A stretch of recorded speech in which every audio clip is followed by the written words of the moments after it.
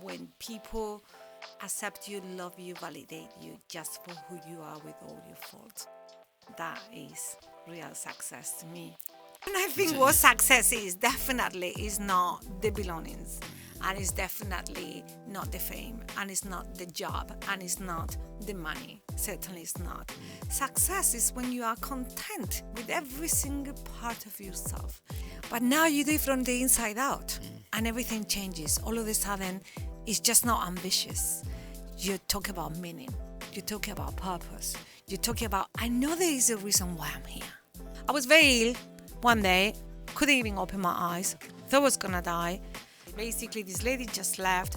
My other friend was dying, and I was alone in a house with 2 children, and I didn't have a job. So I felt like my whole world was collapsing. When she passed away, I realized that she was scared of living. And and that hit me really hard. I took up on my mission to make sure that that doesn't happen to anyone. I want all of us to live a life that is true to ourselves, whatever that means. The only time that I lost myself in life, but I lost myself once, big time, at the time when my friend Eloise was dying. And it was the time that I didn't listen to my intuition. You will lie to yourself with your own thoughts. Your intuition cannot lie to you. So it depends what sort of life you want to live. And along with experiencing life, this is the main thing that we have come here to do, to love ourselves. And it's the best thing you can do to honor your presence in this world. You know, this is a gift. Life is a gift. We're always one decision away from our own happiness. And it's about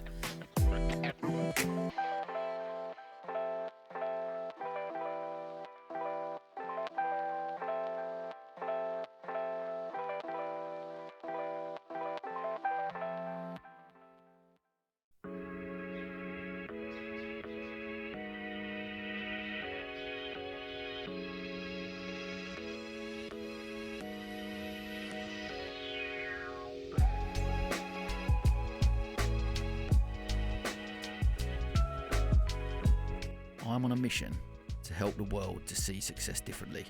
We're sharing the stories of our guests. I hope to inspire those that listen. This is the Different Hats podcast, produced by H2 Productions.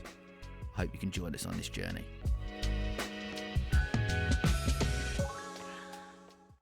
Okay, I'm just going to say something about one of our sponsors, Riverval. The world of cars, vans and minibuses is often a pain point for many of us. The hassle of finding the right vehicle, let alone looking after it, are all more things to add to our lists as busy people. Riverval's mission is to make motoring manageable, and that's why they provide leasing, purchasing, servicing and vehicle management. So whether you have one family car or a fleet of vans for your business, Riverval are your trusted vehicle supplier. Visit www.riverval.co.uk. Okay, let's jump back to the podcast. Okay, welcome to the podcast, the incredible, the wonderful Marina Fernández Julian. Marina, how are you? I'm very good. I'm very excited to be here. Thank you. I'm so excited to have you on. I know we've messaged beforehand, and I've read your 2 incredible books, and especially obviously the second one, Leading with Soul. I think I miss it on the message I put. I've never read a book, 1, so quickly because I just couldn't put it down, but 2, that just something that aligned with my values, I think, so much, and to play a small part in it was incredible. But to read the other stories and what you've put out in the world is really incredible, and it's something that I think everyone should read, whether you're a parent, you're a business leader, whatever that looks like to you from a leadership point of view. I think it's such a brilliant book, and I'm so excited to delve into that. But I want to obviously know a little bit about. We're going to find out a bit about your story and stuff as well. But as always, we're going to kick off with the opening question. We're going to delve straight in and go for it. And talk to me. How do you define success? What does it mean to you? Oof. Success for me, you cannot define it with one sentence for a start. Success to me is when you don't have to change any parts of you. When you get to that space that you know you don't have to change any part of yourself at all to be accepted, to be part of a tribe, to be loved. When people accept you, love you, validate you just for who you are with all your faults, that is real success to me. It's many other things. Success is when you obviously have a couple of friends that when you are in big trouble can help you out. That is success in its own right. However, to go further, success for me is when you're doing really well, better than your friends, better than the people around you, and you share your happiness and joy with these people, and people around you are genuinely happy for you. To have a few people around you that they are happy for you when you say, I've gone more than you, or I'm more successful, I've done better than you, or, this is going well in life, and they're genuinely happy for you, that is success. But I love that. There's so much in that for me. What mainly around relationships, you look at that is the key, right? To surround yourself with those people where you genuinely get. Like, I feel like this with the people. I'm so lucky. And I mentioned it on the 100th episode of the podcast. I'm so blessed and so lucky to be surrounded by so much love and so many people. But you look out there and I genuinely get joy from other people's joy. If I see other people succeed, we was brought up, certainly growing up in a working class place like in Dagenham, we was brought up that you don't show off about things, you don't like. So if you are doing well and if someone's doing well, you tend to hide that away a little bit. But I'm not. And I'm like that myself. I guess I'm sometimes too humble, and I'm like, I won't celebrate or shout about stuff I do, and yet I look at other people and I want to hear them that they've done well. I want to, because I'm genuine. If you're doing better than me, brilliant. Like I'm and that comes from a place of genuine honesty and authenticity. I genuinely feel that about for someone else. So listening to you talk about that is such a key thing with the people we surround ourselves with, right? It's amazing that you say that, because most people are not like that. So that shows also sort of a man that you are, and what are your values. Because most people, Sam, they'll be happy for you when you're doing well, but not as well as them. Okay? Yeah. But if you are happy for people, right? Then when you are happy in yourself, you want to share the same. And you think everybody's going to be the same. Unfortunately, it's not like that. So if you have a couple of persons around you that they are genuinely happy for you when you do well, then that to me is success. Yeah. Because people... Why do you think that is, though, in society? Is it because society tells us that we need to be at this level? We are compared all the time since we are born. I'm 106. Your sister is taller than you, your brother is shorter than you, your neighbor is more clever than you, so-and-so got an A and you got a B in A levels. We are constantly being asked to compare each other. It's part of our programming. Now, that programming can be changed. And also, it's part of the values that are instilled in your family. Because in my family, my mom used to say, you can cure addictions. You can cure guilt. You can cure a lot of things. You cannot cure jealousy. Wow. Jealousy is a seed that corrodes everything around it, outside and inside. If you are a jealous person, it's because you've been told that you're not enough, and that you have to compare yourself with other people. So you have to achieve the same or more for you to be someone of worth. Okay? But if you are not a jealous person, you will probably live a very content, happy life and be happy for others. I do feel like, because I don't know if I've ever had that jealousy. I don't know why. I don't know why I've grown up. I mentioned it again at the evening of the podcast. Like, I was loved unconditionally. Didn't, and of course there was a comparison. Like I've done some work on myself, recently, and you're looking at stuff, and actually there was a comparison. Like my brother was seen as the clever one, so by default I was not the clever one, and that's played actually quite a big role in my life. I think more so than I'd actually recognise. But the jealousy side of it, I just think, like, again, I guess it comes back to looking after yourself and who you believe you are and what you believe in. If you're okay with that, it doesn't matter what other people are doing. Like, if someone's struggling, I want to help them. If someone's doing really well, I'm happy for them. Like, not to be dictated to by other people's where they are in their life. But we live in a society, and that's been enhanced and worse because of social media, where there's a constant comparison because everyone's putting a highlight reel out there going, look how great I'm doing. You're going, I'm not doing great like that. Why is that? It's interesting. How do we define success? Because my clients are those who have the house, the car, the money, the ambition. They do have all the things, and yet they come to me because they don't feel successful deep inside. And normally it's because they are not living a life that is true to them. They are living a life that have been told that they have to live, or a life that they have jumped into accidentally and they think that they cannot live. Okay, so so that's when I think what success is. Definitely is not the belongings, and it's definitely not the fame, and it's not the job, and it's not the money. Certainly it's not. Success is when you are content with every single part of yourself. When you don't desire to be anyone else than you are.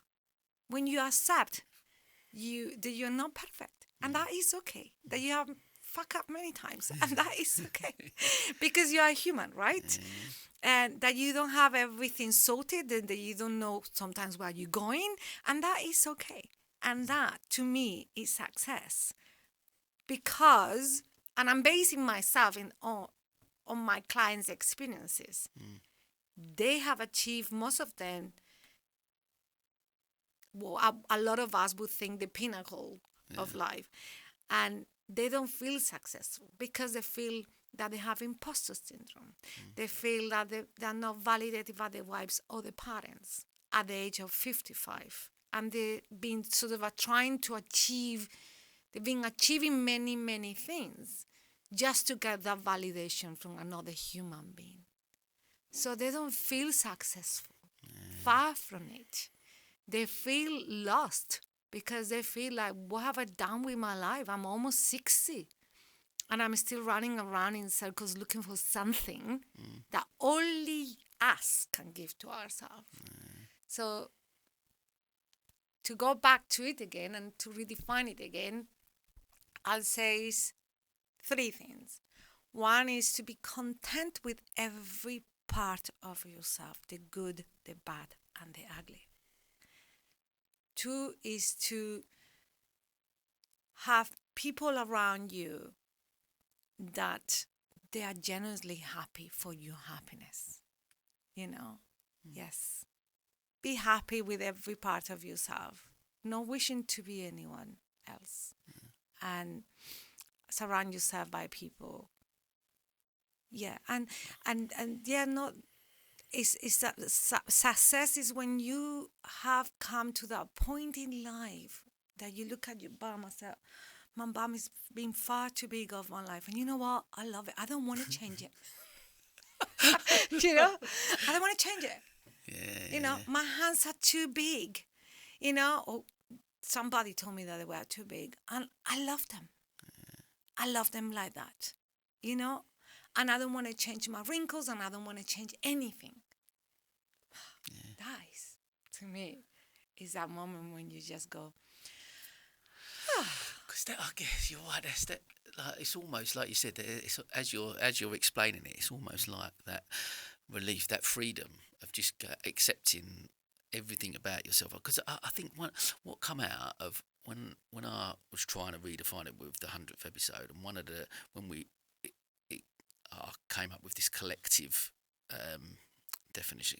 So much of it aligns, I guess, with that, because one of the parts of it was the ongoing pursuit of finding fulfilment and contentment. Because it's an ongoing. We're always changing. We're growing. We're developing. We're learning. All of them things. So there's never going to be a point where you completely successful, and that's part of the joy of life, I guess, is finding those different elements of it, isn't it? And it's like an ongoing pursuit of finding contentment and fulfillment. But I think if when you know what your values are, and you're making decisions and choices based on what aligns with those values, then you find that fulfillment and contentment in everything you're doing, whether that be home life, work life, whatever part of that element it is. That's where you feel that fulfillment and contentment, because it's all aligning with those values. correct. One thing is which happens to a lot of people, constantly looking for what's next. That's looking from the outside. And that contentment and fulfillment is never going to come, because you are following something that it has no shape, have no color. You can't see, and you don't even know what it is, right? Now, if you look up for that contentment and fulfillment from inside yourself, you still can be curious about life. Oh, I wonder what's next. You still want to uncover like a little child and wrap that present every single day. You want to follow that. Oh, present here, I want to see what's more and what's more. And you do it from a place of curiosity and joy, just like a child would, a place of playfulness. That is when you do, and then you're inside. But inside there's no noise. You are not racing or competing with somebody else. You're just doing it because, I wonder what is more. You are curious about life. So yes, you don't start following that little trail. But you do it from a very different place. You do it from the inside out. I love that. Yeah, I think, that really resonates, because I think there's so much in society, and there's so much that tells us we've got to be productive, we've got to be thinking of the next thing, we've got to keep going. Actually, I think I really like that, because there's a balance there then between you going, you know what, I'm enough, just who I am right now, right at this moment, I'm enough. And I'm okay with that, and I'm happy, and I'm joyful, and I've got these different feelings and these emotions, and it's all, but I'm enough. But it doesn't mean, because I think when the way I talk about success and the way I talk about it's not about money and a big house and etc., which I know it's not, but it makes me often sound I don't think those things are important. I don't think money is important. Of course, money is important. We need money to survive, and we need it. Of course, and that's so. I don't want that to come across. I don't want it to also. I would say I've got to a place where I'm probably more ambitious now than when I was 30. When I first started my first business, when I was driven by money and I'm going to get this bigger, I'm ambitious. I'm more ambitious now. But how I talk about it, how I come across is because I'm coming at it from a different place, I guess. Correct. You're coming from the inside out. Before you were working from the outside. So follow, run. And you're never satisfied. But now you do it from the inside out. And everything changes. All of a sudden, it's just not ambitious. You talk about meaning. You talk about purpose. You talk about, I know there is a reason why I'm here. And it's not just to float around with this lovely body. I know that I came here for something. And I think once you find, and not everybody find where they came. Well, not everybody find their meaning, by the way. But if you find your meaning, and I think you have, okay, that's when you think, oh, I'm more ambitious now, but it comes from a different place. Why? Because it comes from the inside out. Now is when you are listening, all of a sudden, your soul and your intuition is telling you a story. Before your head was telling you a story. Now your soul and your intuition and your heart is telling you a story that you're joining, by the way, with your head. So you're sort of more in alignment with the person that you always wanted to be, with the person that was happy to help. So you all of a sudden you found, oh wow, the race is over. I'm not racing anymore. I found what I came here to do.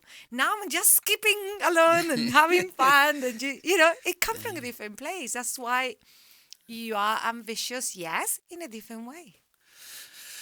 Because it's really strange. Because I think like I genuinely feel like that right now, sitting here today. I genuinely feel like that, and I think a lot of it has come from me. Doing the 100th episode, and that night, I'm still on cloud nine from that a few weeks on, and it was, if I could have bottled that, it was like magic, and it felt like everything I'd worked towards or whatever, it come together, but ultimately just because I was surrounded by so much love on that, it was incredible. I was overly grateful for it. But if we'd had this conversation back in December, like I would have been saying to you, I genuinely felt so lost. I got to the end of last year, and I felt broken and lost. And I felt, I don't know what I'm doing. I don't know what direction I'm going on. And I'm really confident because I now, listening to you talk, I feel, and reading the book and everything, is just, I'm like, oh, I feel so happy and content and where I am now. But only literally a couple of months ago, I felt so lost. What have changed? I think for me, I think I've tried to take control. At the beginning of this year, I woke up and I said, I'm going to make some changes.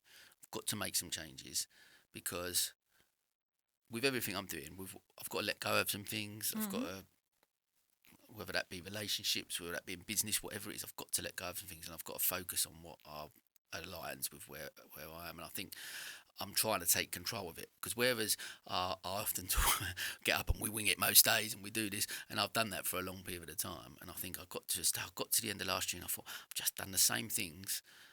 Although I'm doing loads of different things all the time, I'm doing the same processes to get, and I'm in the same position. I want to get to December, and whatever happens in December this year, I'm going to look back and I may be in that same position, but I know I'd have made steps and changes to. One thing that I really love from the book Balance, where it says about you're the driver of your own life. I think I've been reliant on so many other elements to it, whereas I'm trying to take back that control. I think that's the best way I think I can describe it. So you have decided that you are going to do different things, that something has to give, either relationships or businesses. So you have made that decision. And I think this is exactly how it is. We're always one decision away from our own happiness. And it's about regrouping, go back. And by the way, Balance explains how we all drive in this thing called life. And every now and then we just fall asleep. And as if you were going in a car, what happens if you fall asleep while driving is that you have an accident, right? So it's not different to what happens with us, but it's an emotional accident. And through our life, we will, all of us, at some point, doze off a little bit. Depends how long you've been asleep, the damage will be long. Will be more or less, right? But we all do. So in December, you realize that oh, I'm falling asleep, right? But you have that awareness now because you've been asleep before, and every time that we now fall asleep, we just notice it faster and quicker. So is it going to happen even if we are aware through our lives, yes, through our lives, will connect with our purpose. Then we will lose it again. Then we'll connect with it. Then we will lose it again. And that's part of being human. That's what we come here to do, to master, to explore life, to experience life. This is why we are here. So as far as you are experiencing life and you're going through all these rhythms, you are living, right? So you have made that decision. Is not. So what you said, I ask you, what have changed? The decision that has something have to change. And everything starts with that decision. You know, it has happened to me through our life as well. And every now and then, I had to regroup. So regroup, have a little meeting with yourself and say, I've been doing this for the last year, or I'm repeating the same lesson for the last 20 years. It's time to change because I don't want to be here anymore. And, something have to change. So you said something had changed. So what did change? I think just in my head, just the ability to recognise that all the things that I'm trying to do, that not all serving me, and trying to go, actually, what's not serving me, or what's not aligning with, what do I really want? What is my purpose? And I think I do feel like I found this mission. So I'm not, if things are not aligning with that, it's okay to go, no. I'm a yes person, so yes, of course I say yes to that opportunity. Yes, of course, yes. Actually, just going, that doesn't align with this, so it's okay to say no. You said something very important. You said, first I made a decision. Then I asked for clarity. What is it that I want? I know what I don't want. What is it that I want? And then you set an intention. Okay. From now on, okay, instead of meeting these people or doing these things, I'm going to do something else. Intentions are also very important because, and of course, our thoughts. Everything starts with the thoughts. Our thoughts create emotions, and these emotions create actions, and these actions create reality. If your thoughts are not in a good place, you are not going to create great emotions, no good actions, bad life. So everything starts really with an intention. What's the intention for the day today? What is it that I want to create? Then I'm going to make that into an action, into a thought and then into an action. So you have taken different action. You have taken different choices, set an intention, and now you're taking different actions. So when people think, oh, how do you change your life? It doesn't happen by magic. It happens by working on it. Yeah, I think you're right. And again, because I've read Balance before, and when you first gave it to me, and then rereading it again after Leading with Soul, it did it really align, and I think it really helped me in that sense as well. Look at it and resonate and go, this is where I was there. I was lost, and I felt there only a little while ago. But I have some of the steps in the book almost without intentionally knowing that I've done that. Like you say, you look at something, I've got to change it. What am I going to do? And because we all ultimately we all have a choice of how we show up that day, right? How we get up and we go, and if we can show up in a way where we go, I'm going to make a different decision, and I'm going to, but not just think about it. I'm actually going to take an action, like you said, have an intention and then take an action on that, because that's the important part, isn't it, as well, that it's okay to get that clarity and everything, but if you don't do anything about it, I'm going to be sitting in December, we'll have a conversation, I actually didn't take any action, I'm still in the same place, right? Yeah, it's good. It's good. True. It's great to have the thought, but the only way it happens is if we take actions, and we have to make conscious actions. Yeah. So it's about making that choice of, I chose this yesterday. Also, what a lot of people don't realize is that they think they are in that story because that's the story that they've been commanded to live. But actually, you can change the story at any time, any second.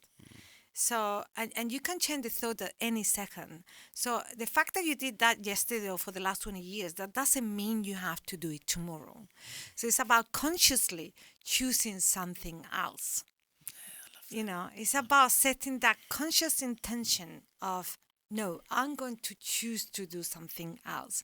This is what Balance was all about, because I saw too many people just living lives that they could have been different, more enriched, just because they thought that was their fate.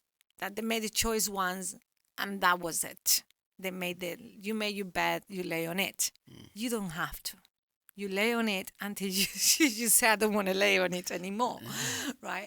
So I think the inspiration of balance came about when my dearest friend, Eloise, who I dedicate my book, passed away. And I realized that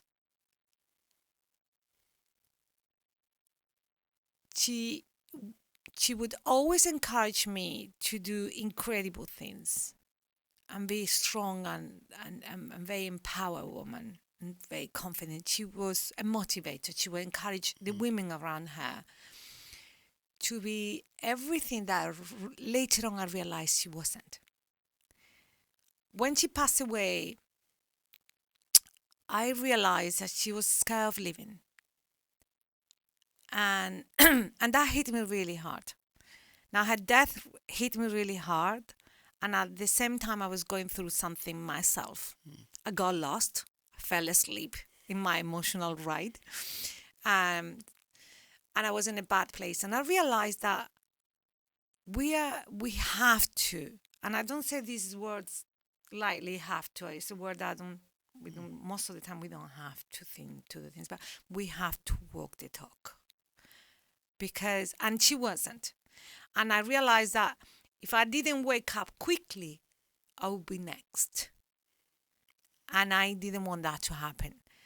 And now I made sure it didn't happen. And then I realized that around me and a lot of people I knew were in the same position. They were living lives that they could be different. So balance came about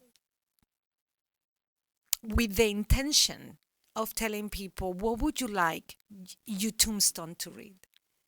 If you die tomorrow, what do you want that to say that is written in your epiphany?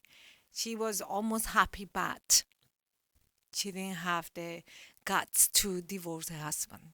She was almost happy, but she couldn't tell her boss no. She was almost happy because imagine, and I ask you to imagine that when you die, and it's everybody's that is gonna pass by that tombstone. What do you think people is gonna say about you? Poor girl, poor lad. He was a good lad, but actually, he was just kidding himself. If he would have been himself, life would have been kinder. So I realized that when I emotionally passed by my friend tombstone, I read something different to what she would have loved that it says. And I didn't want any of that to happen to any of us. So I took up on my mission to make sure that that doesn't happen to anyone. I want all of us to live a life that is true to ourselves, whatever that means. Because when the inside is okay, when you are content with the inside, it does not matter how much chaos is around your life, you'll be okay. You'll have the resilience, you will cope, you'll ask for the money, you'll find the tools. But if you're not okay inside, nothing will be good enough for you on the outside. And in fact, you will place your life in the hands of other people. And you will put that responsibility on the hands of other people. And that's not kind for you or for others. There's so much, like, I listen to that and I think, I've referenced on here a few times about the book by Bronnie Ware, which is the top 5 regrets of the dying, which is, and the top regret of the dying is I've not lived a life true to myself. And listening to you talk about that and your friend, I guess, like, she has that she's passed away. She's on her deathbed, and to look at, and you describe it in the book almost looking at her and but knowing that she hasn't lived a life true to herself. That's, like you said, that's as far as we know, we only get one go at this this life. And I think I mentioned it on the evening about the ghosts of your future potential, where they you're on your deathbed. How many ghosts are going to be surrounding you of the opportunities you didn't do, or the things you didn't do, and the dreams you didn't follow, and you didn't live that life. How many ghosts are going to be? And I'm like, I feel quietly confident that I'm going to be there. There's not going to be that many around me. You know when you just sort of go, that, like listening to you talk about that and describe that, and you do it. And I know you almost start the book, don't you, in reference to Eloise, but just going to take something from that experience and take it on, like you said, almost as your mission to help more and more people. Because actually, like you said, if that is the biggest regret of the time, what are we doing every day, all of us, not getting up and going, why am I not? We get distracted. There's so many distractions. Life is on the outside is geared on purpose to distract you. You know, you have to pay HMRC tomorrow. How are you gonna think about living life today? Is that right? Yeah, you have to. You know, the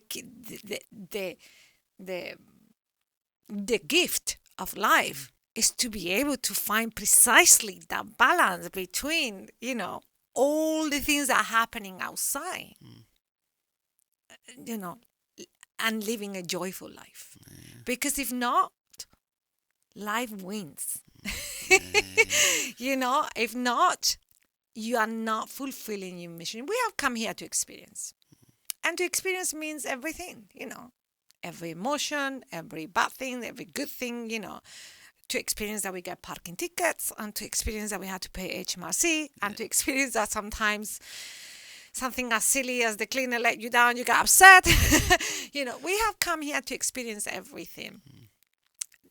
The key is how you are going to steer this wheel, this car of life, to drive to where you want it, in spite of all these things. Right? Yeah. I just wanted to take a moment to talk about one of our sponsors, Nostos, an authentic experience of Greece right here in the heart of Hove. In a world brimming with dining options, finding that one place that captivates your palate and heart isn't always easy. It's about more than food. It's the stories, the ambience, the slice of another world. This is the essence of Nostos, an award-winning Greek restaurant. With traditional recipes passed down through generations, each dish promises a story and a piece of heritage. And Nostos is more than just a restaurant, it's a community contributor. Each dining experience supports initiatives close to their heart, from local charities to cultural events, enriching Brighton and Hove's social fabric. They also provide catering services, bringing Greek cuisine to your personal events.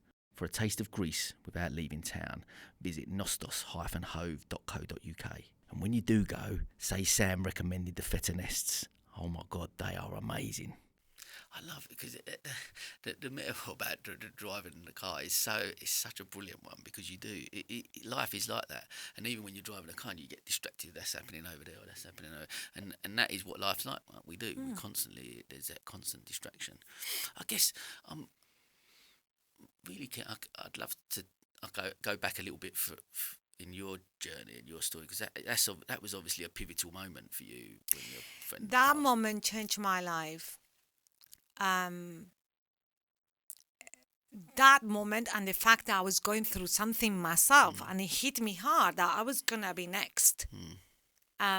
So I decided to work my way back to myself.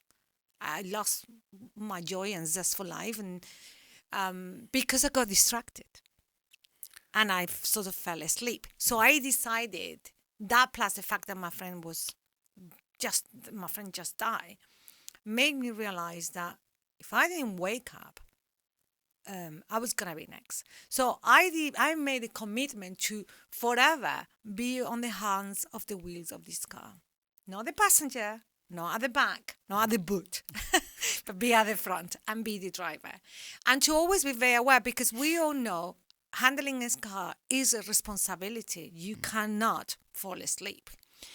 And you have to pay attention. Your senses have to be very awoken. So I decided to forever be very awakened, you know. So, and it is hard work. I'm not going to tell you. You have to constantly practice self-mastery, practice self-development.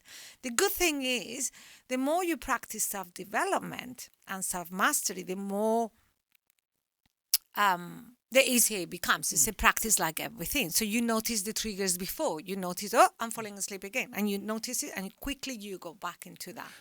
What advice or tip would you give to people about if they're on that journey and they're feeling like they're falling asleep at the wheel? What would you say to them to wake up and look inside and find that self-discovery?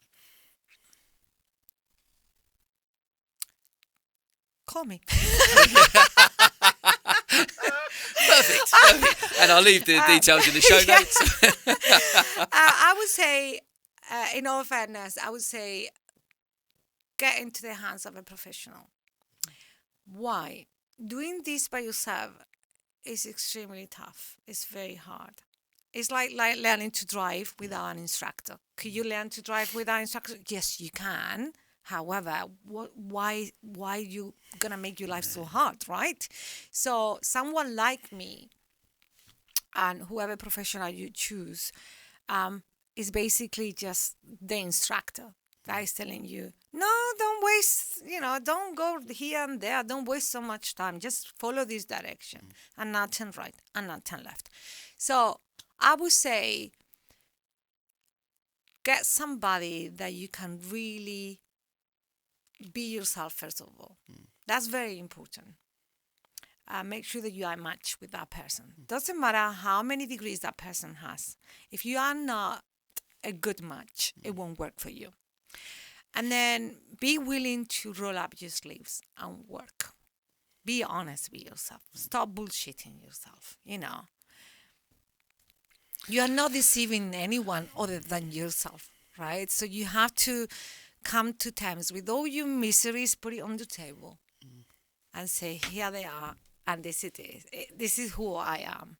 And then the last thing I'll say is be open-minded to start afresh, new ideas, to reset, to reprogram your mind. So get a professional, put everything on the table with no fear, because they're there to help you, remember.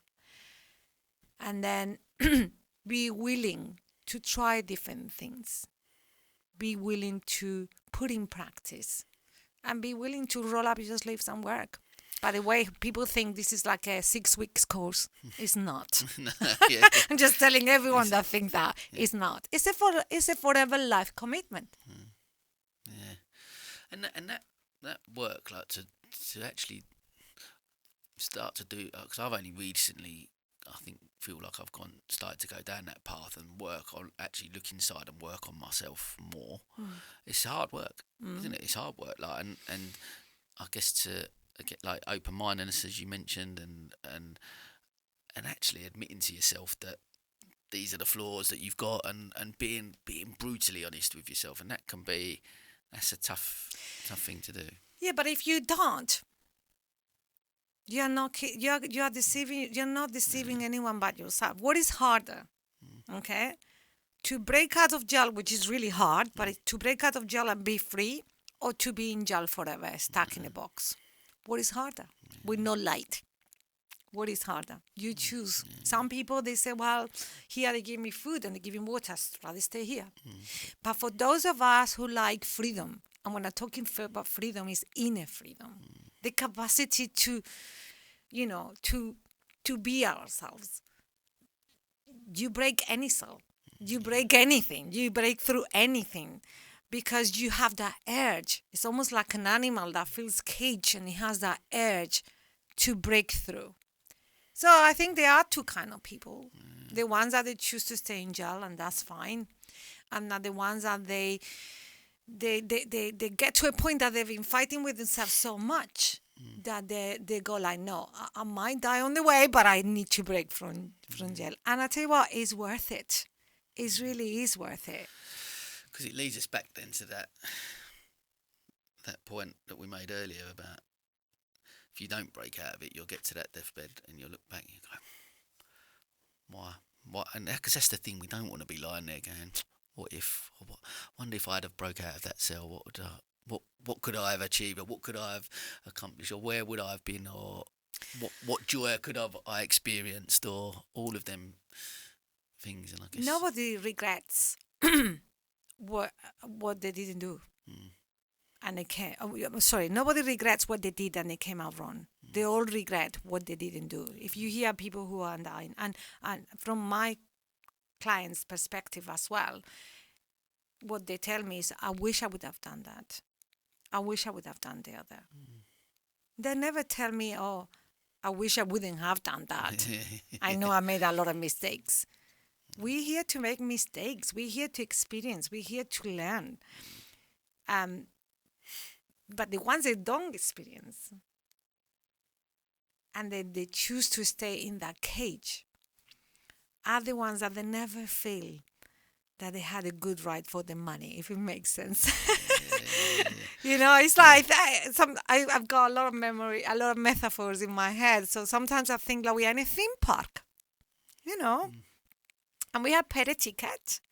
And I want my ticket to give me a good ride for my money. I want to go on a big roller coaster. Exactly. I want to experience everything, every emotion. I want to do everything, and then come out of the theme park and say, "My gosh, that was a day that I'll remember forever." That's my idea of experiencing life. I love that. One thing as well that you mentioned then, I want to tap into that as well, and I want to go back to I want you to take us back to that point when you was 25. Listen, like when you come to the UK in the first place. Cause what you mentioned a little about there is listening to that inner voice and that intuition and stuff that we tend to not always listen to, right? But you mentioned a few times in the book around about that, but how important it is to listen to that, to live that fulfilled life.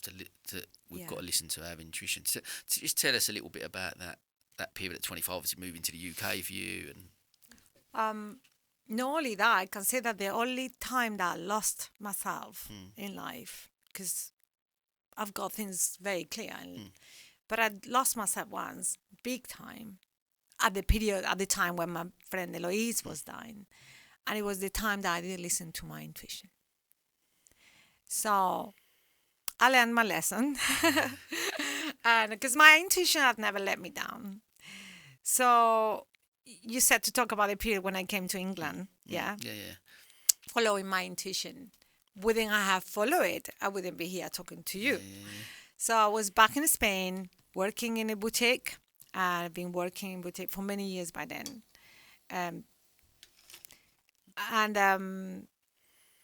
Out of the blue, something said to me in my voice, a voice in my head, something said to me, it's time to go. It's time to experience life. Now, I come from, I'm 106. I come from from a small city, a very well-known family in the small city. So I never felt like I have to look after myself. I always felt really safe. But equally, I didn't experience a lot of things because I was really in a very safe environment. So I tried to ignore that voice. I kept going out with my friends. I kept life as normal, but that voice was coming with me everywhere. To a point where just one day I said to an empty room, "Okay, I'm going to England," and I was shocked because England was never a place I ever thought ever in my life. All I knew about England that is rain a lot and people drink cup of tea.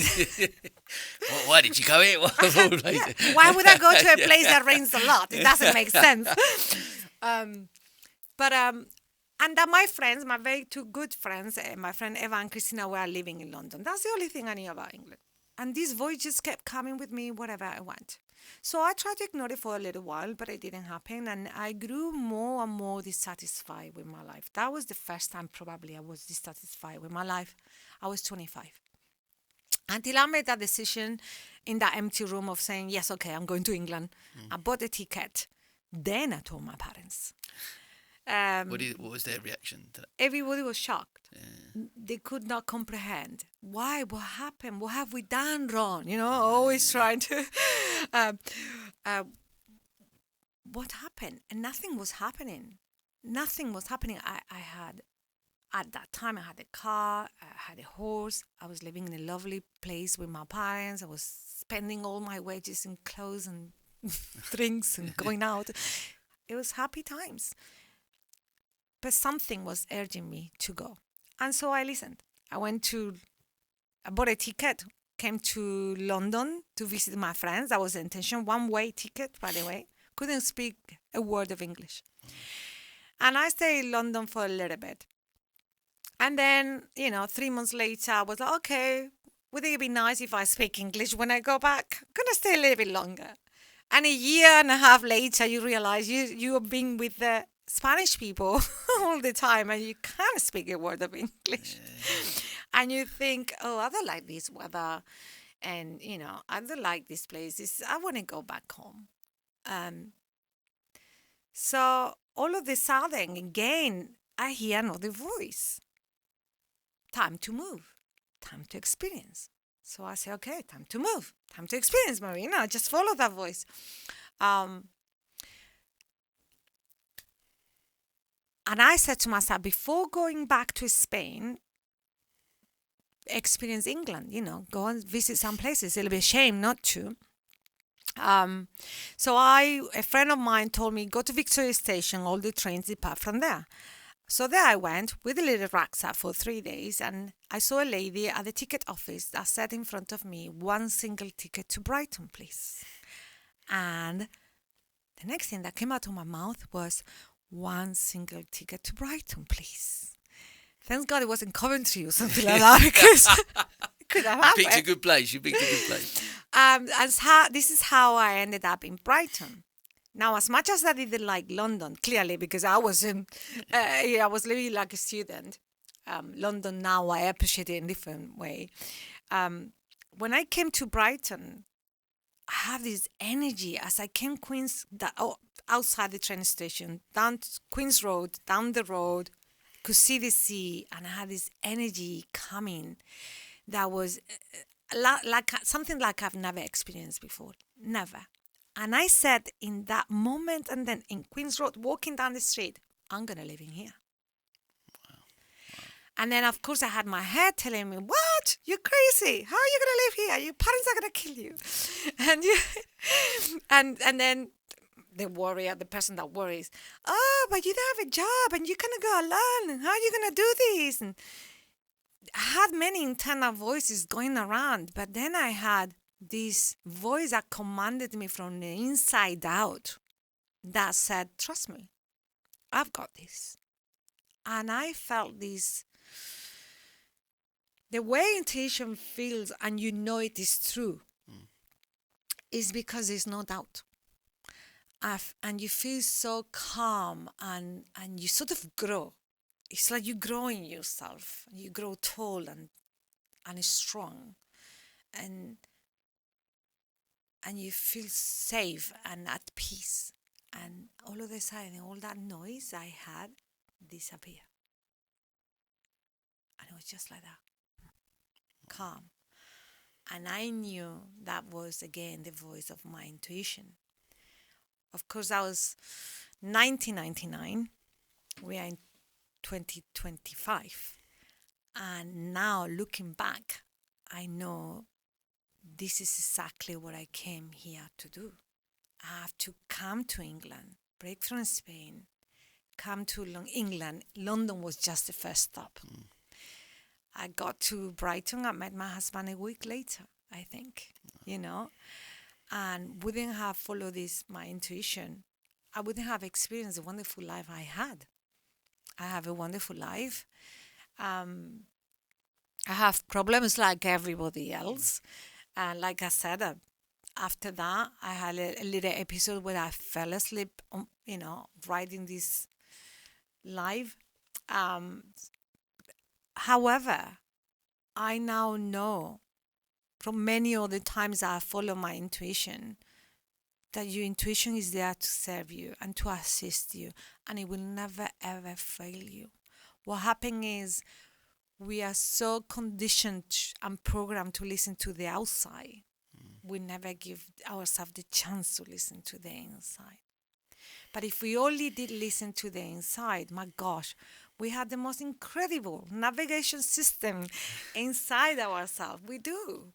We are, in my second book, there's a quote by Greg Braden that says, we are a soft, sophisticated piece of technology. And this is very much what we are. Do we give ourselves the chance to explore all the things? Most of the time, no, because of all the outside noise. But intuition is something that we all have. All of us have it. Now, some of us listen to it, some of us choose not to, because obviously it's going to ask you to do things that you might not that you might not want to do, But what then? So I'm really interested in it. So especially for you saying to always listen to, but the people that choose not to, are they? Is it because of the outside factors, like responsibilities, maybe, like listening to your intuition then at 25 with with no kids and stuff like that and no mortgage, etc., we can, are we able to be more free at those times? Have you still over the, like, now your life's obviously changed and you have got a family and you've got kids and a house and then a mortgage, etc., have you always still I do, because it won't leave me alone otherwise. Yeah. I know better now. I do. I follow my intuition, even with my husband and my children. When I became a coach, 12 years ago, it wasn't it wasn't something that my husband or my children wanted me to embrace, because my family setup was very different, a very traditional family setup, and mommy cooks, daddy goes to work. We chose it that way. It didn't have to be that way, but we chose it that way for the betterment of everybody. So when I decided that, I went to France, I studied, I became a coach, and when I decided that I needed to teach this, it was a higher calling. It was not a choice almost anymore. We always have a choice, of course, we have free will, but it was almost like something, my intuition was telling me that I have to follow that call. And my family weren't that happy. But I remember looking at them in the eye and saying, I'm doing this. Yes, so yes. Why? Because I knew I wouldn't be able to sleep. I sleep really well, Sam. Really well. I have no prisoners in my wardrobe. Why? Because I follow that intuition. I want to sleep at night. I want to be at peace. So there were other times when I have children. And I had children at that time when I decided to become a coach. And now I had to put my whole world inside out. I have to teach my children. In fact, my children for a while, they were very little. They were like, Mommy, you becoming so horrible, so you are a coach. Because, of course, everybody was used to what they were used to. All of a sudden, I was changing, I was reprogramming not only my life, but with that, I had to reprogram my own life. I had to reprogram my whole family setup and what they expected of me. So the reason a lot of people don't follow their intuition is because sometimes it requires for you to work a lot. It's like balance. It was written following my intuition. So I'm so leading with soul. And you do have to make commitments, because when I write these books, I'm not making as much money because I'm writing these books and being a mommy and being a wife and being many other hats that we have. But I know if I don't do it, this is in my case, by the way. Some people can. Some people, they listen to the intuition and they go, shut up. And they put it outside. And they just switch it off. It's like a microphone. I don't want to know. that doesn't mean they sleep well. That doesn't mean that they are happy. That doesn't mean. But can you live without listening to your intuition? Absolutely, you can live. But Again, it's what sort of life you want to live. and does that lead back into as well? Does it lead back into, if I don't listen to my intuition, is there the potential that I'm not going to live that life true to myself? 100%. I 'Cause might not listen to. always is your intuition always in an alignment with what your purpose is and what your 100%. Your head will lie to you many times. Your head is conditioned to listen to the outside world. It will tell you what your neighbor is projecting on you, what your husband is projecting on you, your wife, whatever, your teacher. But your intuition is something from the inside out. It's internal. You will lie to yourself with your own thoughts. But your intuition cannot lie to you. So it depends what sort of life you want to live. When I wrote Balance, I said, I might sell one book, but I know I have to do it. I have to do it. So I didn't listen to my parents, otherwise I wouldn't be here. I might not listen to my parents, to my children, to my husband, to my friends. I might not listen to anyone. I do listen to my intuition because the time I hadn't, I pay a big price. And for me, it was too much of a big price. Can you share a bit about that time then? And I guess share a bit about that time, and I get the big thing as well is how you got through that period as well. Yeah. I was back at home in Hove. I was living in a beautiful home, 2 beautiful children, wonderful husband, 2 dogs. I have everything I wanted and more. However, I felt that all my Spanish friends went back to Spain, and I've been working for many years, and all of a sudden I found myself in this big house with 2 children and alone, and I didn't know what to do. So through the nursery, my children were going to. I met this lady, and we became friends.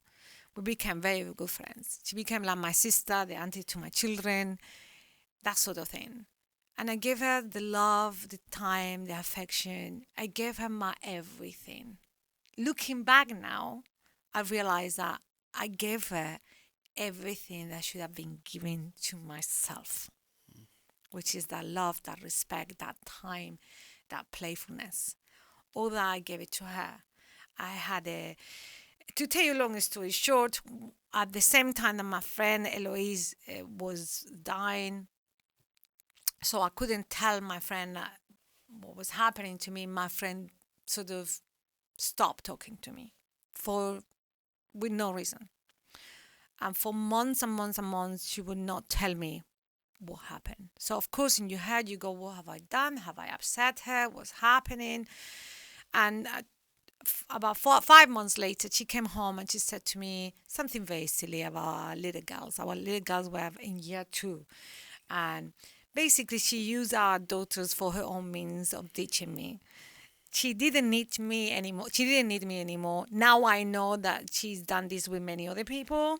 She's one of these people that likes to climb social status. And, when she needs something from you, you are her friend. And when she got what she wanted, bye, see you later. So me coming from a very sort of loving space back home in Spain, I didn't understand that. I was already a grown-up woman, but I hadn't experienced these things. So when basically the way I saw it back then is like she chewed me, spit me out, and left me on the side curve. And my mind and my body weren't in sync, so they couldn't comprehend what happened to me. Basically, this lady just left. My other friend was dying, and I was alone in a house with 2 children, and I didn't have a job. So I felt like my whole world was collapsing. And the way it came out, it was with illnesses. So I had terrible migraines they were really vicious. I had hemiplegic migraines, they paralyzed my whole body. I had a double operation on my knees at that time.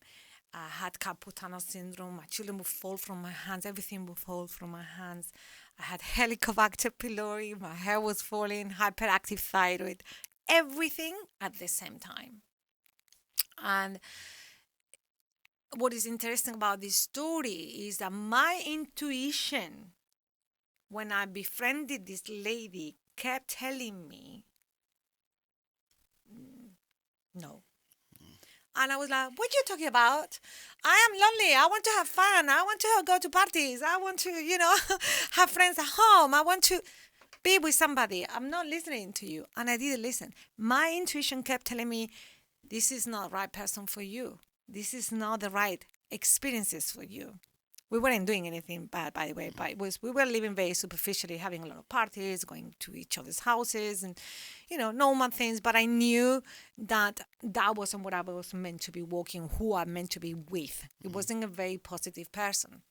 And I knew it. And I knew what's interesting is that I already knew she already have done this to somebody else. I was a fool enough to think that it wasn't going to happen to me because I was a very good person. Of course it did happen to me. And I learned the big lesson of always follow. The signals were there every single day. They were so big that every time that person came to my house, I would vomit when she left. And I would say, how come every time she comes, I vomit? I said, we just had a glass of wine. It must have been the glass of wine that didn't agree with me. So you will always find excuses. But the thing is, I learned a big way, that, of course, I went through after all that, and I made a commitment. So I was very ill one day, couldn't even open my eyes, thought I was going to die, or I was falling in depression. And that day, I realized that I have to do something with myself. And so that I thought if I had that joy and that zest, I can recover that one back again. So I walk my way back. How? By practicing self-love and patience and time. It's a slow learning process. So what I realized looking back is that I wasn't living a life that was true to me. I was living this superficial, hey, let's have fun life, which is great if that's what you've been called to do, but that wasn't what I was called to do. And I was meeting people that they weren't my tribe, they weren't, so I have to learn the hard way with the illnesses and the loss of a friend that I have to live that life that was true to me. So I walk my way back to myself, and then I realized, hang on a second, if I can do this, anyone can do this. I don't want you to be in that position because it hurt. It did hurt. It was so painful. I went through a grieving process, through the 7 stages of grieving process, not because my friend have died, but because I felt betrayed by a friend. And the pain was, she broke my heart, or so I thought. I had broken my own heart by putting my own needs, which was what I realized is that I felt lonely. And so the first person that came by, I befriended her. Said, I want you. I love you. Let's be friends. And all it is, I was just covering my needs with that person. Of course, when that person left, I felt angry. I felt betrayed. I felt confused. I felt heartbroken. I felt ill. But then when I did the work that I did on myself, I realized that it was never her responsibility. I was never her responsibility. That people like that do exist, first of all. I thought they didn't. And that I'm not anyone's responsibility. I am my own responsibility. And so I made the commitment to forever and never. It's almost like a compromise, a marriage, to always make sure that all my emotional needs were covered by myself. Because if I need money, I can find it. I'm resourceful, I will find it. If I need tools, I will ask you and you and you, and I will find it. But if I need love and validation and all that, none of you are going to give it to me. And in fact, it's not fair to put that job on you. So I learned the lesson that we are here to self-love ourselves. And this is a big task. And people think self-love sounds a bit like woo-woo. No, it's not. It's the hardest job on the planet. and if I could do it, anyone could do it. So going back to your initial question, I always follow to my intuition. I always follow my intuition nowadays because I learned the hard way that you can lose everything in one moment, just like that, but not doing it. And if I think about the people I have worked with, and many of the stories I've read, even people in the army are very high level. Yes, they strategically follow the head, but the last second, they check with this to see if it is okay or not. And many of my clients who are in great jobs, great positions, they all tell me the same. You do listen to your head, but the last minute, before you take any action, you check if it is right with your intuition. And if it isn't, don't, because you're going to get burnt. God, there's so much to unpick. I guess the big thing for me that I'd really love to just touch on is around the whole self-love thing. Because what there's so much, I guess, in society, and so much within people that we don't put ourselves first, or we don't love ourselves enough. How do we get to that stage? What sort of things do you need to look for, that work on yourself to really find out who you are in here and love yourself? First of all, making that choice. Making the choice. It's always, everything it always starts with that choice, that choice making. Then taking responsibility. It's not your friends, your wife, your husband, your children's responsibility to love you. It's not even your parents' responsibility to love you. They have given birth to you, they brought you up, yes, they're giving you lovely things, yes, but it's not even the responsibility. The only responsibility to self-love to love is yourself. So you have to make that choice. This is a self-mastery job.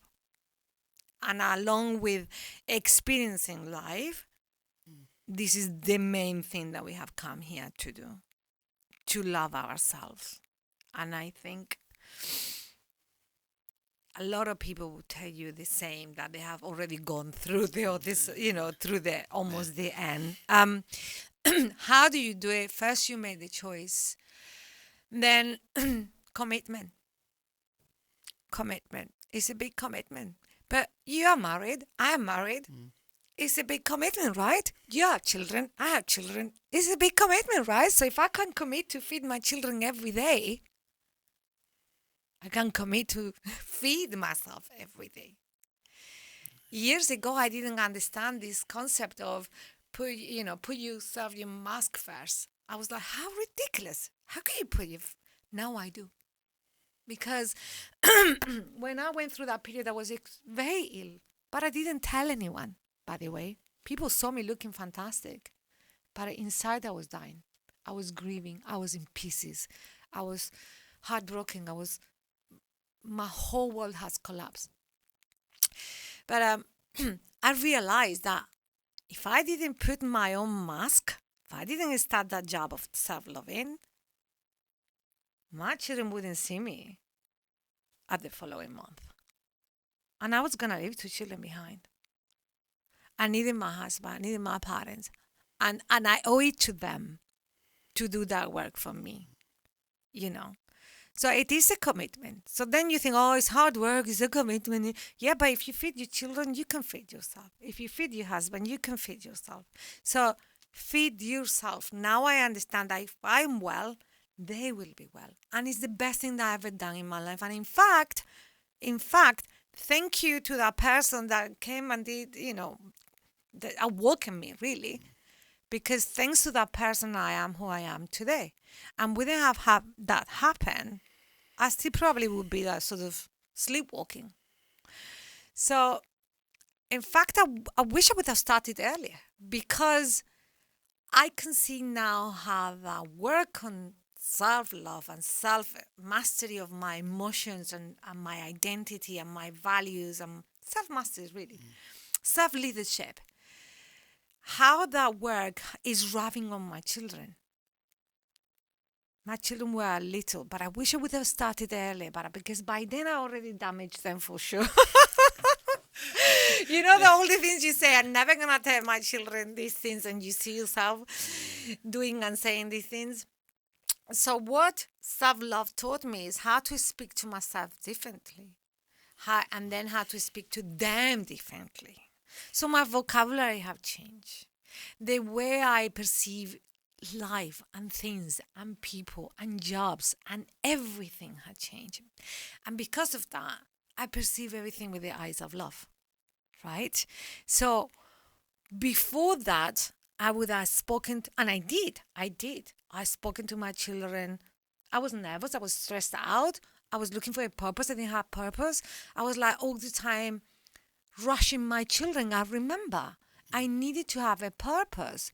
So I wanted to make sure that by the time my husband came, the house was perfectly tidy. And of course, I didn't let them play. So they wouldn't get tidy the house. So I know I rush my children all the time to, in the mornings. I was like, come on. I'm one of six. My mom worked full time. My dad worked full time. We became doers. I was a doing person. I wasn't a being person. So for the beginning of my marriage until this happened to me, I was a doing person. I would not stop a second, because stop meant you didn't deserve to eat tonight. So I was always finding some sort of work to justify that I deserve to be in this planet. How ridiculous is that? And then that happened. And then I realized that, I mean, that experience walked me to a different world, to the world of put your mask first, woman. Do it now before you make more damage into this world. And I did, and thanks to that, and my children were little, thank God. Hopefully, I haven't damaged them too much. I can see that the way I speak today to my children is very differently. The way what I expect from them is very different. What I expect from life is very different. My pace of life is very different. I'm not into the productivity wheel. I'm not. Maybe some people wish I was, but I'm not. I'm not. I'm not on the doing wheel anymore. I'm on the being space now. And because I'm a being that is rubbing on, my relationship with my husband is better than it used to be 20 years ago, for sure. Everything is better than it used to be 20 years ago. Everything. My relationship with my husband, my relationship with my parents, my siblings, and my friends. Because now I am working from a space of being. So the word itself says, I have a space. And a space offers you that. I can't describe it. The sort of magic that you find in silence that allows you to be for other people. So the way I perceive situations are very different. Everything comes from a place of love, whereas before everything came from a place of programming. Okay, I just wanted to say something about one of our sponsors, Search 7. They have a search marketing agency for social good. They elevate brands' online exposure locally, nationally and globally through strategic SEO and paid media consultancy. They specialise in many different sectors, including charities, e-commerce, travel, health and medical education, and professional and creative services. They also give agencies and charities the exposure they deserve via their hosted agency and charity events, helping to build community and connections.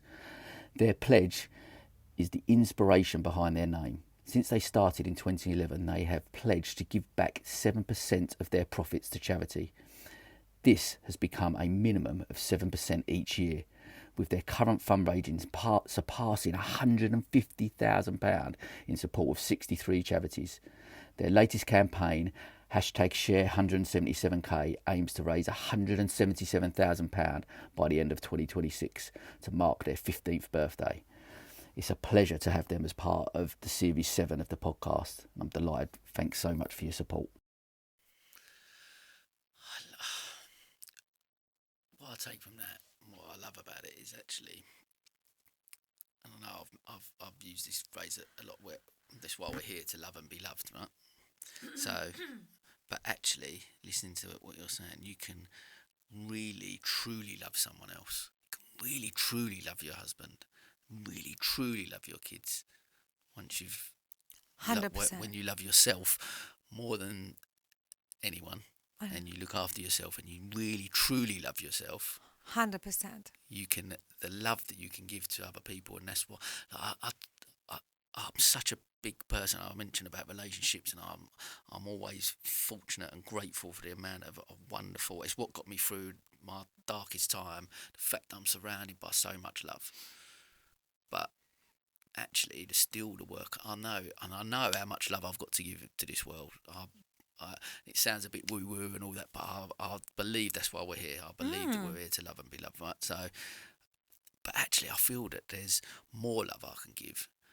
But the work I'm doing on myself at the moment is I'm trying to get to that stage where I truly love myself, and I'm not quite there yet, but I'm on that path. And listening to you speak is so beautiful, in the sense that it is that the freedom that it will give me for anyone listening, that you go, if I can just look inside and really truly love who I am in here, I can It's kind of, honestly, it's the best gift you could give to your children, to your wife, to your parents, to your friends. It's the best gift you can give to humanity.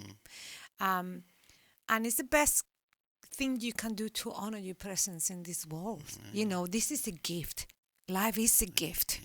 Just give something back, for God's sake.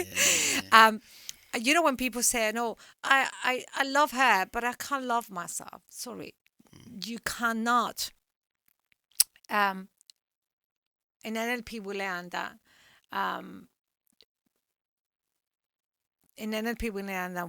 we once you know something in somebody, for example, if I think that you're a great person, I only know that you're a great person because I'm a great person too.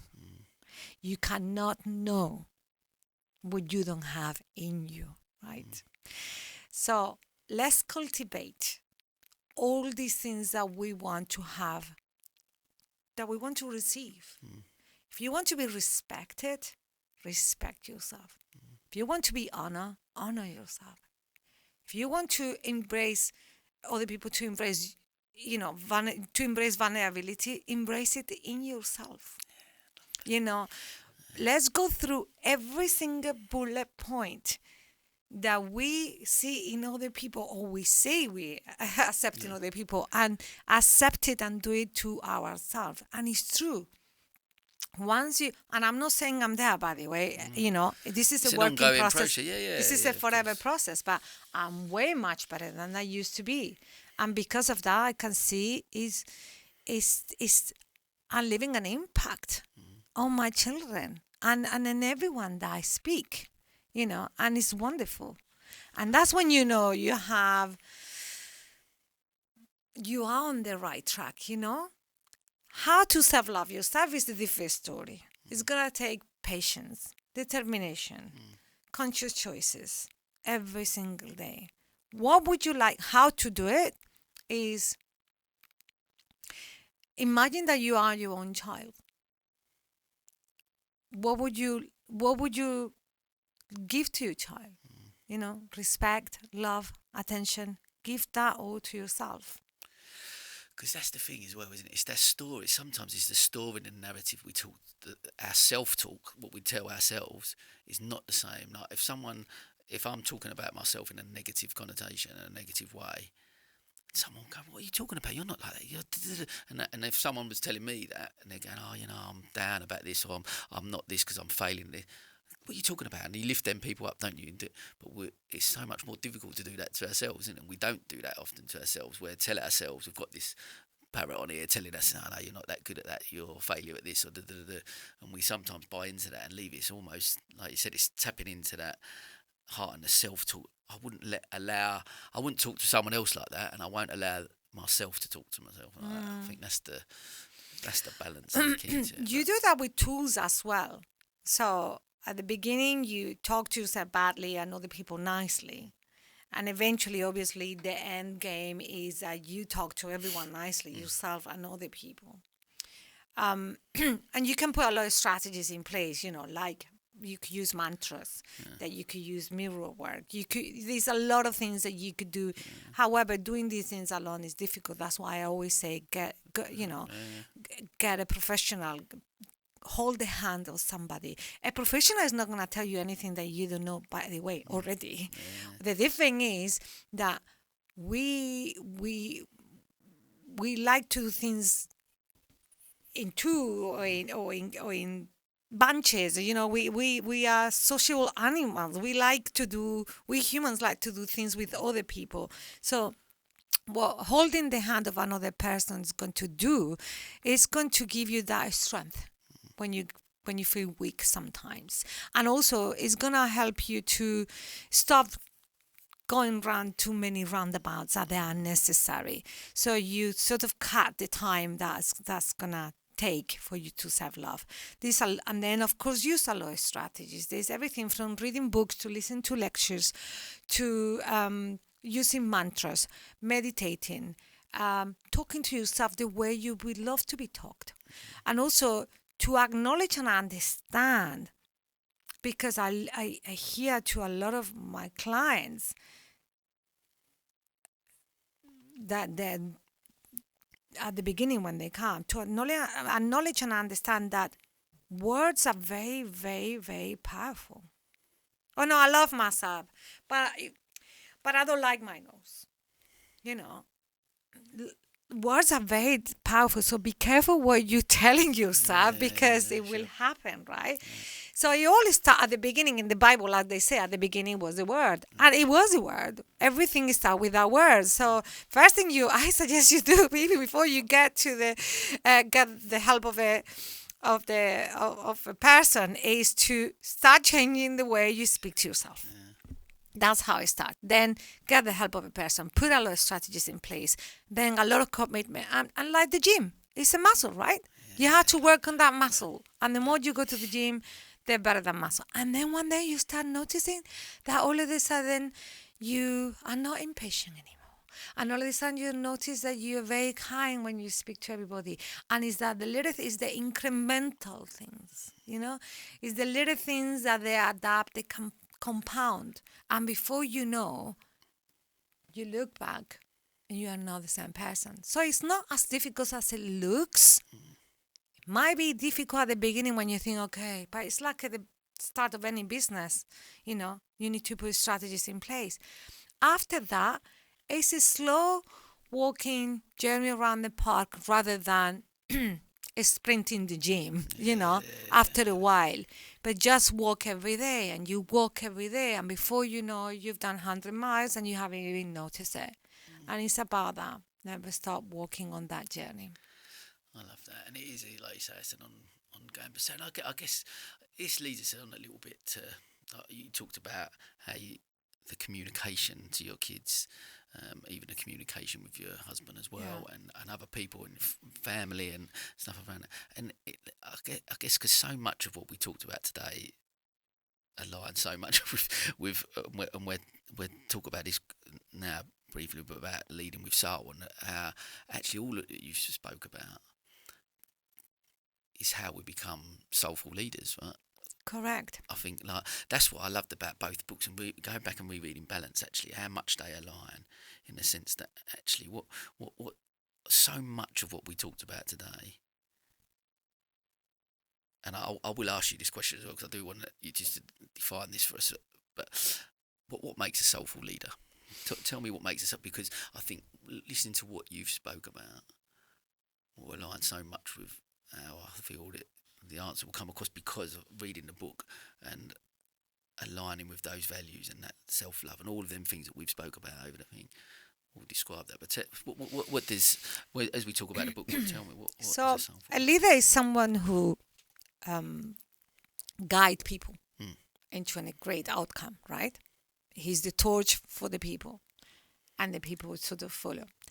And a soulful leader, or there's many ways of calling it. I love the word soul, because it's about time that we bring that word back to life. It's been sort of for many years and many reasons, it's been sort of in the cupboard of the words that we don't use. And I want to start using that word in a way that it feels comfortable. Like 30 years ago, the word self-love, it was very uncomfortable, and nowadays everybody uses it, or authenticity, of many other words. Yeah. I want the word soul to be up there in the air. So a leader is someone who guides someone to a better outcomes, and a soulful leader, or a leader that leads with his or her soul, is someone who has already practice and does practice self-mastery. So he's very aware of his own emotions. And of course, like I said, in NLP we learn, if you spot it, you got it. You cannot spot greatness if you're not aware. So a self-leader is someone who already working his self-mastery, so he's aware of his emotions, which means he's aware of other people's emotions. And when you become aware of everything around you and everybody around you, you are more patient, you are more compassionate. The reason I'm able to be more compassionate towards my children now and my husband and everybody else is because I'm compassionate towards myself, right? So it's a leader who has practiced self-mastery, and he decides, and he's very attuned. It's like a radio frequency to the emotions of the people around them. So they know that this situation in somebody else's life might affect the way they work. They know that for that person, this or that is important. So it's an aware and awakened person who is in touch with his emotions, and he makes that conscious choice of putting the people at the center stage of his leadership. That's what a soul leader is. So because of that, he's able to lead with vulnerability. Absolutely. And with compassion, and with empathy, and with care. Care is a very important word.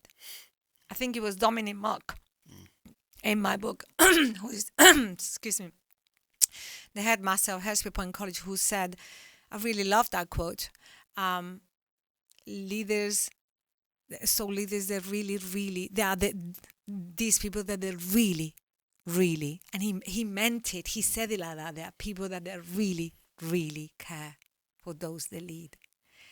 And I think we are 2025. AI is already here. In fact, this next year our conversation will be so different because this year is AI is gonna transform everything we see, touch, hear. So the leaders that they are coming. And the leaders that they're coming along are not going to listen to the leaders of the past. The leadership where authoritarian figures were at the top of the structure is over. It was over quite a long time ago. But now with AI, it's like it's going to dissipate all that. It's going to fulminate the last remnants of that kind of leadership. We cannot lead I cannot lead my children at home the way my parents or my grandparents led their homes. The era of because I told you so is over. And you have children. You cannot say to your children because I say so, because they're not going to listen. So we're going to have to put ourselves, our skates and and catch up, because otherwise we're just gonna merely survive. So leading with soul came about because I've noticed that AI is here, I mean, this was last year. And it's going to get rid of a lot of jobs. And who's going to survive? And I thought, okay, if AI can do everything better than me, why would people need to go to a coach? I'll tell you why. Because AI will provide the answers, but I will hold their hands. I will walk the journey. I will feel the pain because I'm a human. So I can feel the pain that you are feeling because we have gone through many similar experiences, you know. This is why. So I realized that the people that they will thrive in this new era that we are in are the people that they are using their soul. The people that are using that capacity, the emotional intelligence. There are many intelligence, by the way. We have a lot of intelligence. We always say intelligence. We think it's only mind intelligence. Okay. But we have emotional intelligence. We have soul intelligence. We have... But emotional intelligence is the thing that's not like when because I know you mentioned about Dominic Martin, you mentioned about obviously within our education system, this is the thing, the different intelligences are not something that's not are not measured. Academic intelligence and our mind intelligence, yes, that's measured. Our emotional intelligence is not measured or not rewarded in school, is it? Like I've got twins, and I think I mentioned on that night, like what they're both quite emotionally intelligent, but one of them is off the charts at 9 years old, off the charts emotion. Like her emotional awareness is mind blowing. But at school, she is seen as, compared to her twin sister, that she's a bit behind. Behind what?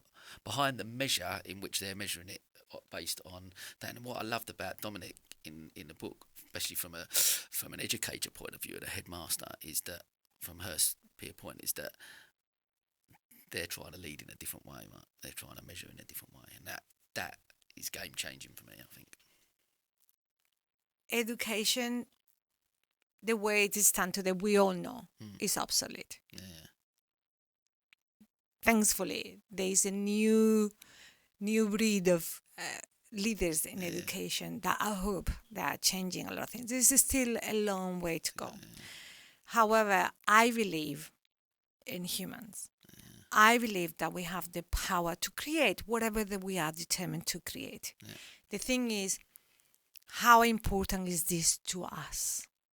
That's what we need to think about. We can change anything. We can create anything.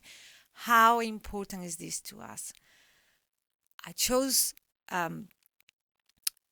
Dominic much because he is one of those leaders in education that is proving to me that things can be done differently. There is another way. You can command with respect, not through fear. Yeah, absolutely. You know, you can lead children at the schools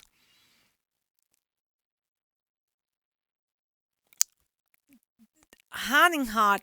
I feel education has to change a lot because I'm thinking now of your daughter, you know, and not all children are lucky enough to be in such and such a school, right? Yeah. So the idea is, how do we train and program the leaders of the future so that when they go to any school, they do things differently? And we can do that from the very base, from when they are little, reminding them that the outside might tell you a story, but you do know the real story. Don't get entertained on the way. You know what happened to Red Riding Hood because she got entertained on the way, right? You get eaten by a wolf. So, and we can.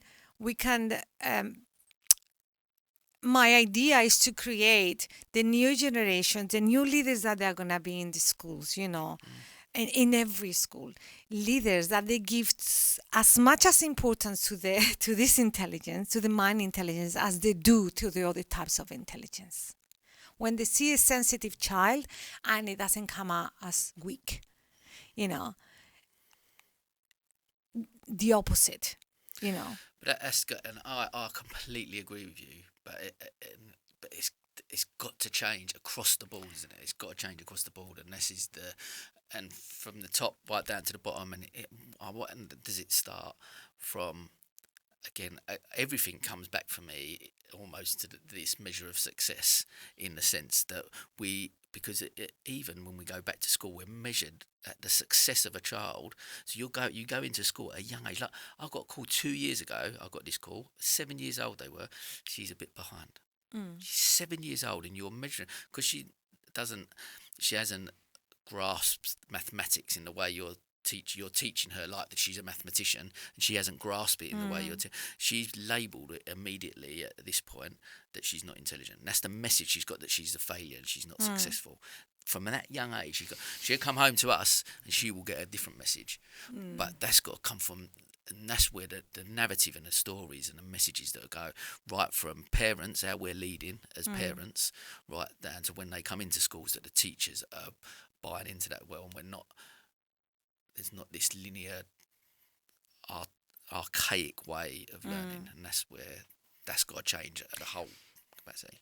Definitely have to change, and I believe the change is coming. It's coming for all of us. We have no choice now. It's almost like, we have no choice. We are all gonna change with AI, because otherwise teachers are gonna disappear as well. AI will become the teachers. It's interesting. I work in this school doing coaching classes for children, and when I got there, I took the tables and chairs that they were the conventional way. I sort of move everything around, push everything on the side, and I told children to sit on the floor. And so when the next teacher came along, it was his class. He was totally shocked to see what I've done with his class. He was like, he was like way out of his comfort zone. This is very unconventional, Very interestingly, 3 weeks later, I said to him, when I finished my class and he came back, I said to him, shall I put your class back to normal? He said, no, leave it like that. We're going to work like that. Love that. So all it takes is people to just break the rules without shame, without fear.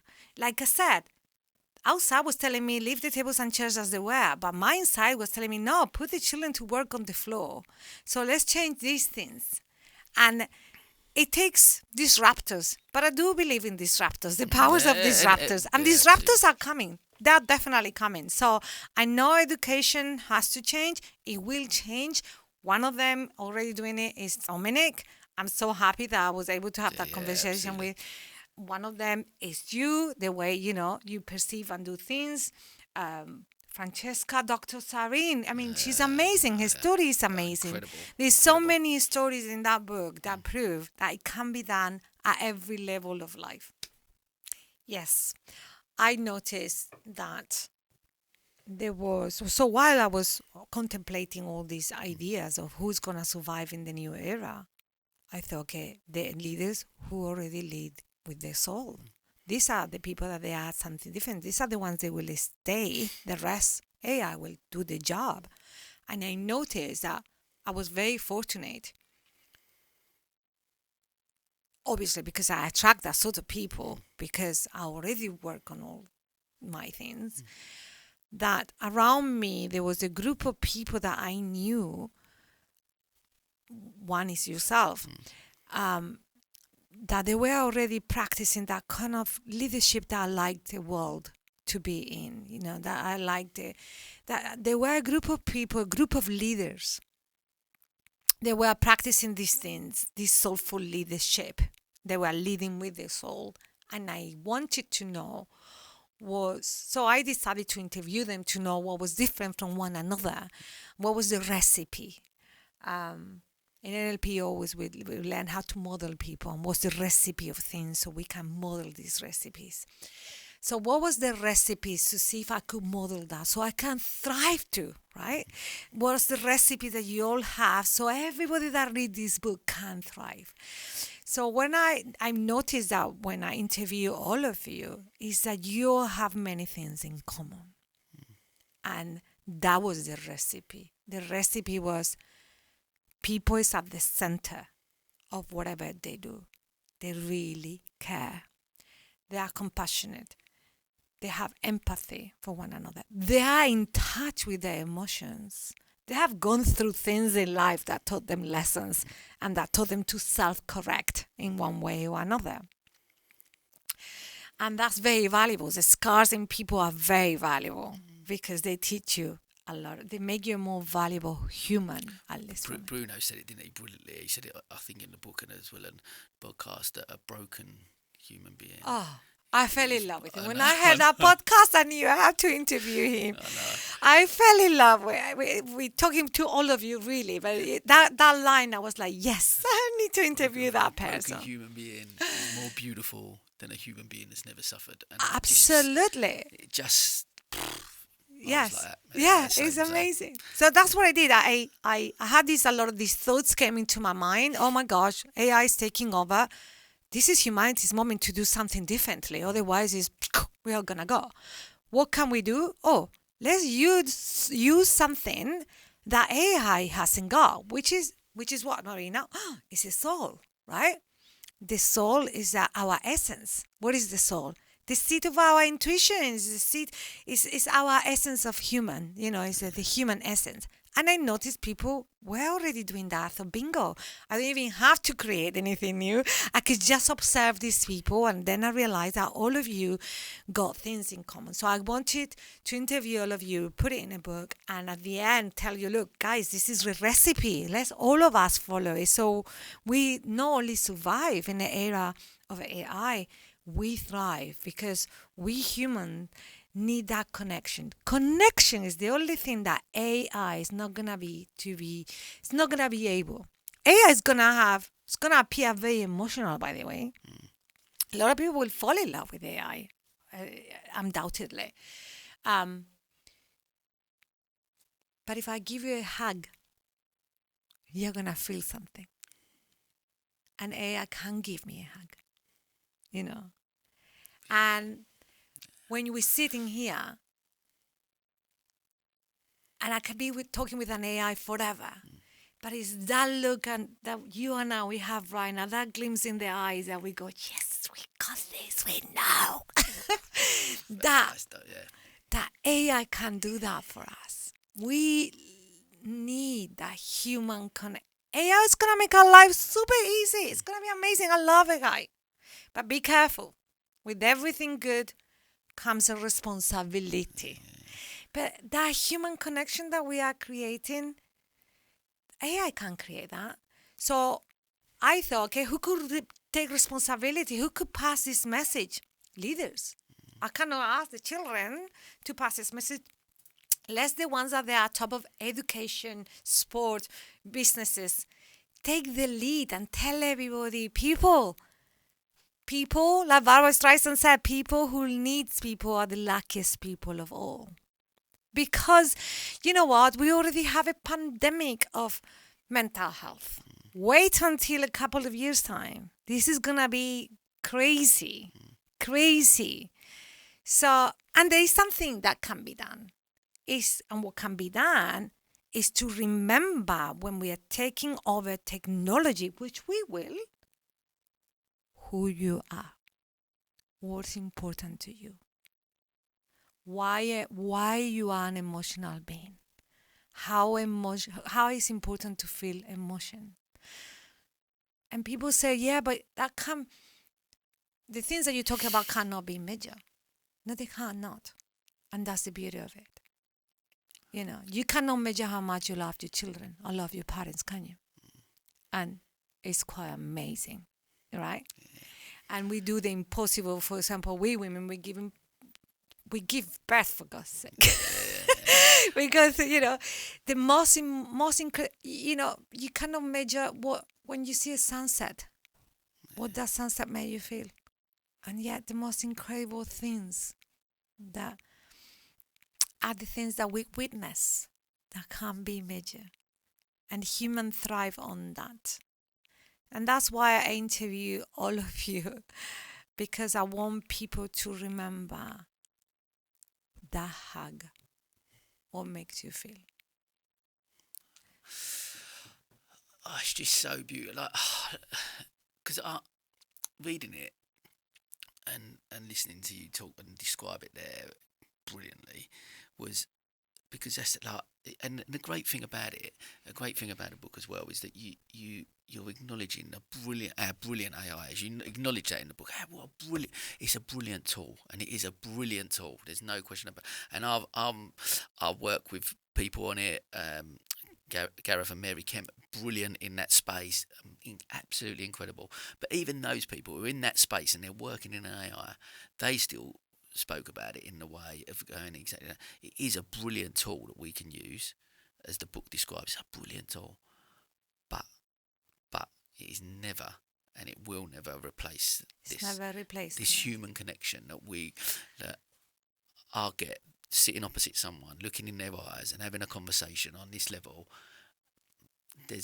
I could ask AI every single question. I could type out 10 million questions and ask, and it will give me give me a more emotional answer. Go deeper with that, and of course it will get. But it will never, as you just mentioned, it will never have that connection where you look at someone, they give you an answer that lights you up, as you just done for me in describing that, and you go, wow, and you feel something inside. That's never going to be able It's to. never, and this is the book is a call to action for us to reclaim all these human gifts that we have, that we've been made to believe, by the way, Of course. by something or someone, that we are faulty and that we should be ashamed of ourselves because we are only human and we have so many faults. Okay, and my call is the opposite. When AI comes and it's already here, be careful, because you are going to forget who you are. And the minute that you forget who you are, you're screwed. You better book yourself in a bed in a psychiatric hospital, because it's going to be overbooked, in no long. A lot of people, they are scared of AI, and that's absurd, because it was like being scared of our phones, before, or electricity before the electricity came. It's normal to feel scared, but we have to embrace evolution. It is what it is. Yeah. Some people are scared, and some people, they're gonna love it, but they're gonna love it so much to the point. And I already done this test, by the way. I asked somebody, would you put an implant when the time comes? They're already putting implants in many places, in Europe and in USA. People who are putting implants because of convenience, right? Would you put an implant? That person said to me, yeah, I think so. I think eventually we will all will, won't we? Because it's just practical, it's just convenience. Okay. Now, I'm here talking Different Hearts podcast to tell you, think about it. Think twice. Because what if I told you that with great gifts come great consequences? What if I told, and responsibility? People need to know what the downsides of it or the consequences of it. What if I told you that when you put such an implant, you lose your capacity to love? Would you do that? Think about that. At the beginning, you're going to tell me, yes, I do.